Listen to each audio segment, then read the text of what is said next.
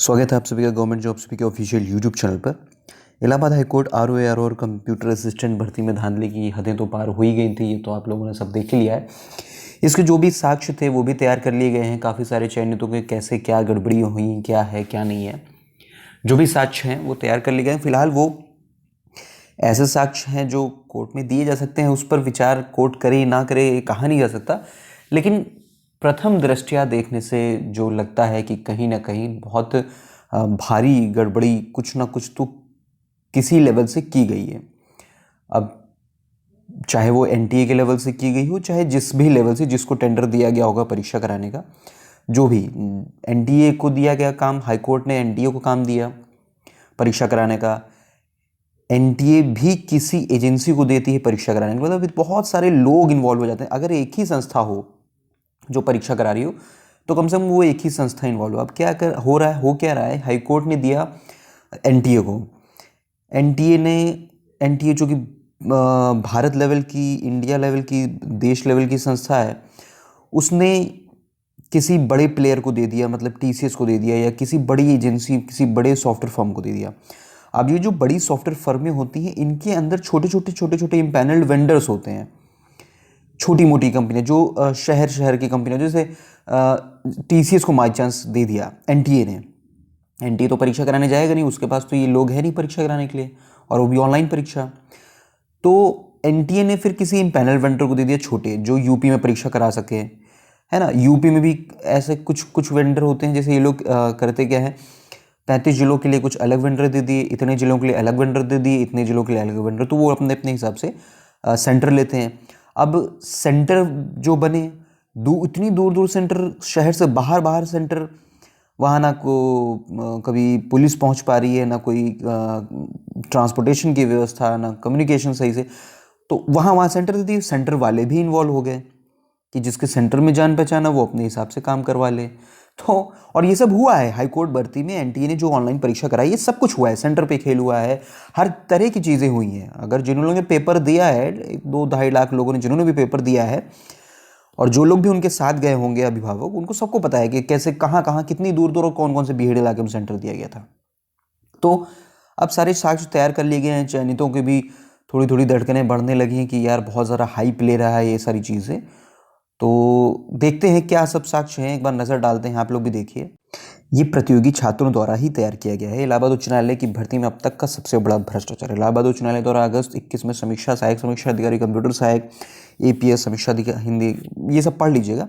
अब देखिए हुआ क्या। इलाहाबाद उच्च न्यायालय पहली परीक्षा थी ये, जो कि ऑनलाइन माध्यम से हुई थी। समस्त परीक्षा का आयोजन नेशनल टेस्टिंग एजेंसी द्वारा कराया जा रहा था। लेकिन समस्या यहाँ से शुरू हो जाती है जब एनटीए परीक्षा कराने के लिए एक ऐसी एजेंसी एप्टेक, जो उत्तर प्रदेश में कई राज्यों में प्रतिबंधित है।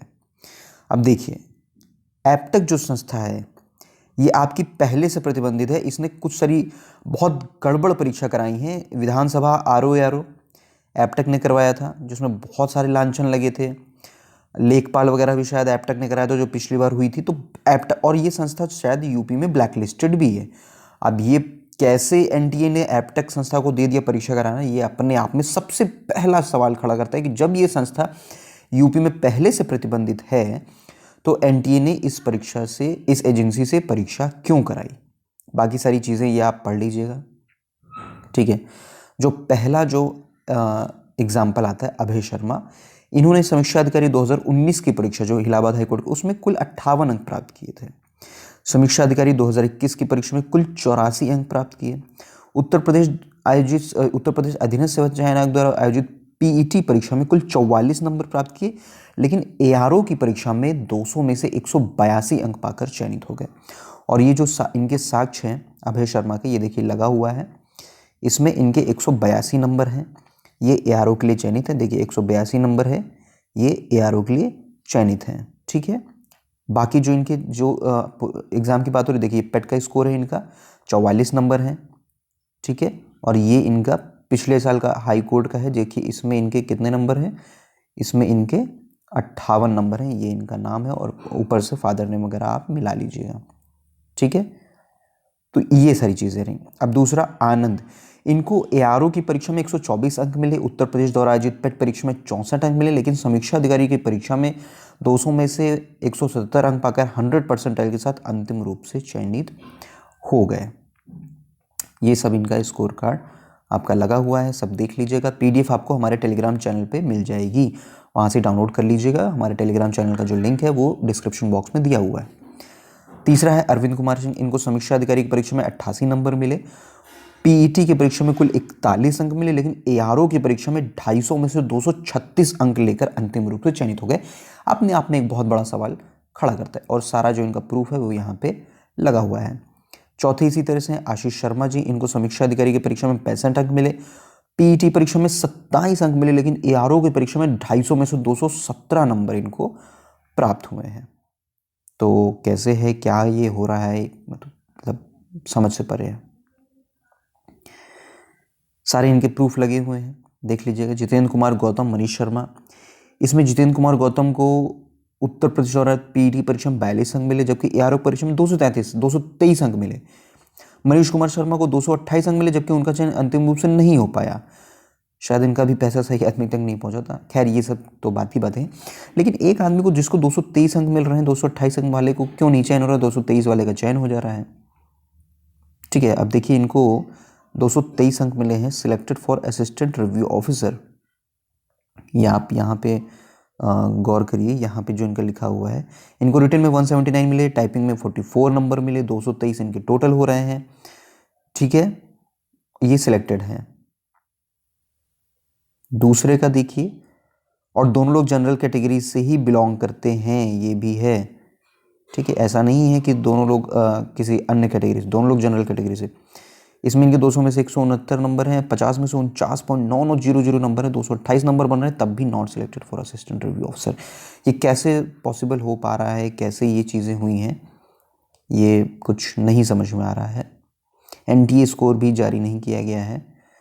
नीचे जो शर्मा जी हैं, अब क्यों नहीं जारी किया, कोई रिटन टाइपिंग में तो ये पास लग रहे हैं, पता नहीं कैसे इन्होंने क्या स्कोर कार्ड जारी किया है, पता नहीं। जयदीप, इनको एआरओ की परीक्षा में 231 अंक मिले, और समीक्षा अधिकारी पर या उपस्थित नहीं हुए, शायद इनको अपने पूर्ण विश्वास खैर ये सब तो खैर बात की बात है, ये कोई प्रूफ नहीं है, कोई कीर्ति पटेल, सबसे ज़्यादा हाईलाइटेड यही है।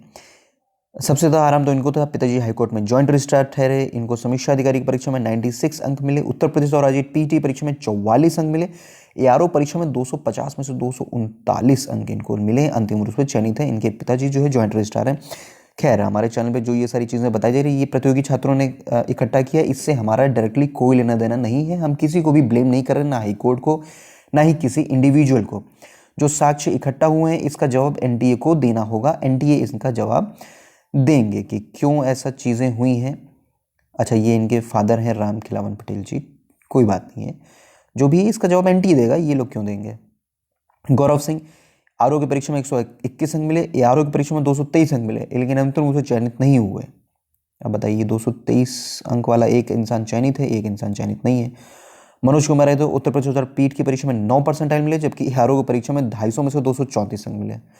गजब के प्रूफ हैं, गजब के प्रूफ हैं। मुकेश कुमार यादव, इनकी कहानी तो सबसे मज़ेदार है। इनको एआरओ की परीक्षा में 241 अंक मिले हैं, सेकंड रैंक के साथ इस परीक्षा में 100 परसेंटाइल है, जबकि इन्होंने 2006 में हाई स्कूल पास किया, 2010 में इंटर पास किया, और उसके साथ 7 साल बाद 2017 में ग्रेजुएशन बस किया। फर्स्ट रैंक वाले दीपक कुमार और सेकंड वाले मुकेश यादव, यानी इनकी खास बात यह है कि इन दोनों लोगों का पता सेम है, सुराव प्रयागराज। ओके, ये भी एक बहुत बड़ा सवाल खड़ा करती है। ये सारी चीज़ें, जितने भी प्रूफ हैं, इसका जवाब एनटीए को कहीं ना कहीं देना ही पड़ेगा। और दोनों लोग के एड्रेस भी सेम है, हाई स्कूल वगैरह की सब मार्कशीट वगैरह सब लगी हुई है, कि जो भी साक्ष्य पूरे। पंकज कुमार सिंह, पीटी परीक्षा में 18 परसेंटाइल, आरओ में 106 नंबर, एआरओ में 250 में से 224 अंक।